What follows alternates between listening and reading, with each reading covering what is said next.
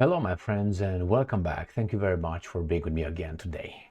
I guess people have regrets in their lives, big regrets or small regrets, and that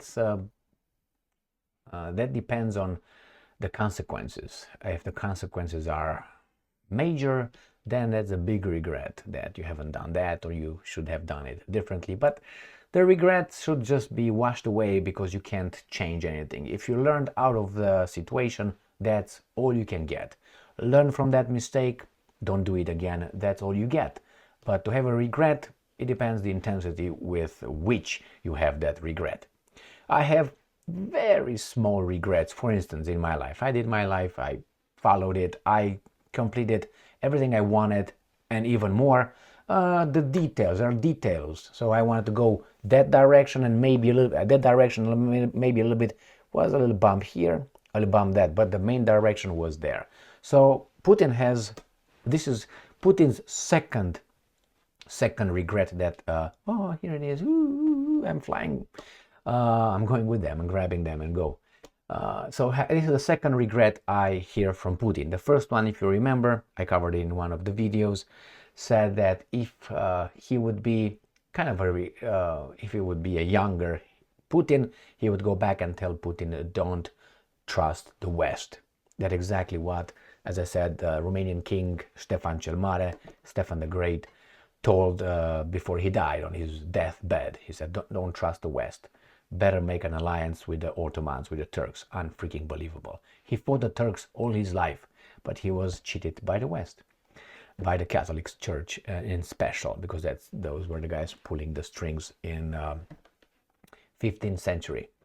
So, and more. And anyway, so that he said, I regret that I was naive trusting the West. He's going to say the same thing here, but related to a different subject. Well, a little bit different. Here it is. The new voice of Ukraine, and I'm quoting Putin. My only regret is that I didn't attack Ukraine earlier. End quote. War criminal Putin to Russian TV. Well, unless there's an international tribunal who determines that, and the procedures are determining, and he has the chance to defend himself, allegations and accusations are just that, accusations and allegations.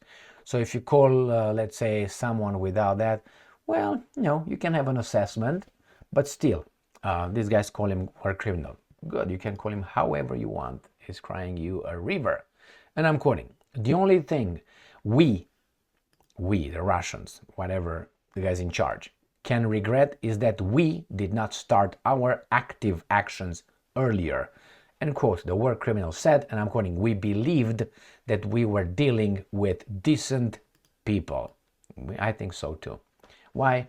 You were fooled by the Germans, by the French, by the Poles, by the Americans at every turn, and the British. Okay, the Minsk agreements, you were fooled. Your partners wanted to pull on you a Gaddafi-style celebration, and you call them partners. It was obvious, for me at least, for a long time, these guys are after your neck. But hey, I can't believe. Now, I don't know if that he really believes that, thinks that way, because that tells me naivete. Putin, KGB, babu, could be, or he's just doing it, for other reasons. I don't know, but he said it. So take the guy at his word. All right, it says, the dictator continues to spin his lies. Well, are you a news agency or you're what? New voice, okay.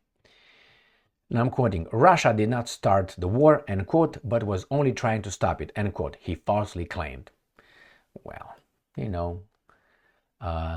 Putin lashed out with claims against former German Chancellor Angela Merkel and former French President François Hollande. That was the Minsk agreements. They were the guarantors and they screwed them.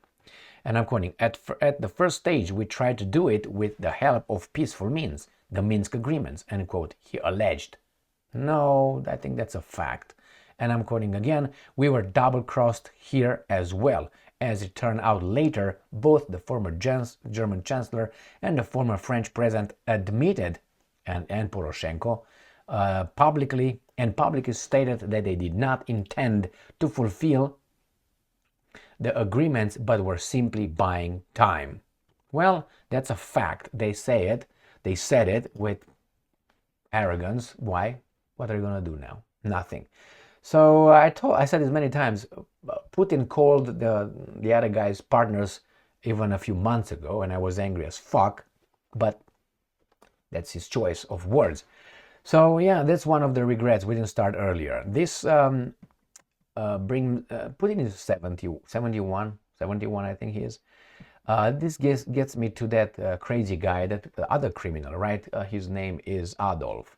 And that Adolf, if you remember, if you don't, I tell you, I said this on a few occasions, he said that many times that if he is to start a war, or a leader should start a war, should not start a war in the 60s or in the 30s. Should start it somewhere in the 50s. Because according to that guy, in the 50s you are late 40s, early 50s. No more than that. Because at that time you still have the youth energy and the courage, to take chances, so you do not become a conservative old dude. That's a fact, okay? And the other one, by that time you had enough, you should have enough knowledge, wisdom, and information about the world around you. So there's two things that cross at one point, and it is late 40s, early 50s, when the knowledge that keeps going reaches the peak of courage, a peak of the ability to act with risks, taking risks. Once you get older, we get more conservative, and we become more afraid of the surroundings. Why? Because we lose our abilities, physical abilities and mental abilities. So we become more, hey, don't drive that fast, let's put a speed limit at 25 miles per hour, instead of some others saying, no, I personally am against any speed limit, maybe in towns, but outside, no man, drive how the fuck ever you want. Why? Why not? It's the other people. Well, it's the other people. I don't like you, your face. What does that mean? Should I change it? Okay, for the common good, you're ugly as hell, or you're dumb as a mofo. What am I supposed to do? Put you in some happy camps? No. So again, he has this regret. That tells me he screwed out big time. Now, Putin started this war, right? Or maybe he's, as he said, is going to stop this war at what, 69? A little bit late. But it's different now, because this is not a war. This is another war. It is a war, but it's not like a Second World War. We're going to come. These guys are just a special military operation. Why? Because I think Russia fights 5% of its capabilities, at least manpower capabilities. They fight with what? About 600,000 people, 800,000 people. They have a potential of about 30 million people if they conduct a general mobilization. So again, that's a war. It's full total war. No, it's not totalen Krieg. It's totalen Krieg. You push two buttons, the war ends yesterday. So here is, my friends, his I would say another regret. He didn't start earlier. Well, it's a thing that, again, that guy Adolf said when he invaded the communist Soviet Union, and with the goal of destroying the Soviets, the communists. He said, if I wait, the Soviets get stronger, but I'm not ready. But again, Germany, Soviet Union military capability was like this after the 1936 purge. Stalin purged his own, like what? It was 2/3 of his generals and his officers were done. 2/3 or 3/4, something like that. Bad enough. So he didn't have officers. So it need time to form officers. So this was ill-prepared Soviet Union. It was backward and so on. Trained by the Germans, actually. The Germans were practicing training in Soviet Union because they were not allowed to be trained in Germany. That's what they did. They flew airplanes, and they knew the Soviet Union very well from the air because they were allowed by the communists. Well. So anyway, the Germans were ascending, boom, boom, boom, boom. These guys were down here, pop, pop, pop, pop, pop. But if they were waiting, the Germans' ascendance would grow, let's say, 3%, whereas the Soviet would have growing 25%. So these guys' step was much bigger, the stride, than the Germans, and eventually they would have surpassed. On the top of that, Soviet Union had a bigger, had resources, had manpower, and so on. So he said, well, the difference is this right now. We got to do it now. That's why he did the Barbarossa operation.